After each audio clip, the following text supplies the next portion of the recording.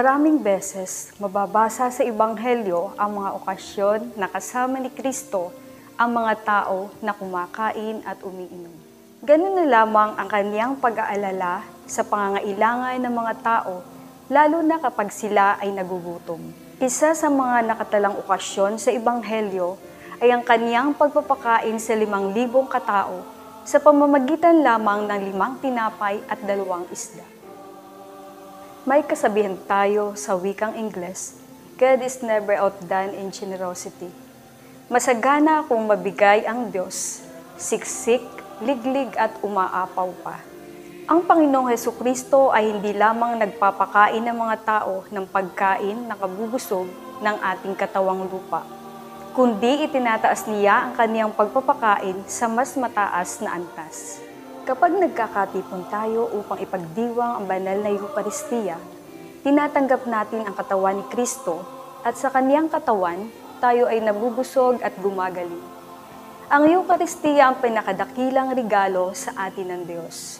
Sa kaniyang sermon sa banal na misa sa kapistahan ng Corpus Christi sa Roma, noong 14 ng Hunyo, 2020, sinabi ni Papa Francisco, ang Eucharistia ay hindi gantimpala para sa mga perpekto, kundi isang makapangyarihang lunas at pampalusog para sa mahihina.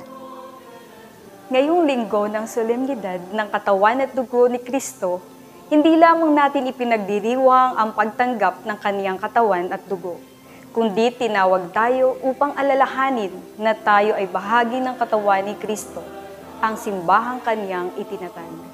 Ayon kay San Agustin, isang dakilang manunulat ng simbahan, become what you receive.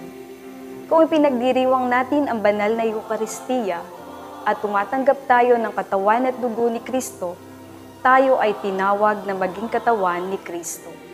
Sa pagtatapos ng bawat pagdiriwang ng Eucharistia, ay ipinapadala sa atin ang dakilang panalangin ng misyon, humayo kayo upang mahalin at paglingkuran ang Diyos.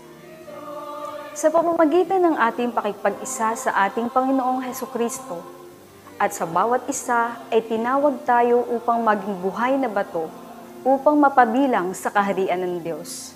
Maging hamon sa ating lahat na tayo ay tinatawag na maging misyonero at misyonera, at maging buhay na simbahan. Ang katawan ni Kristo dito sa lupa, na ang mismong pinakapuno ay si Kristo. Handa kaya ako? Ikaw, handa ka ba?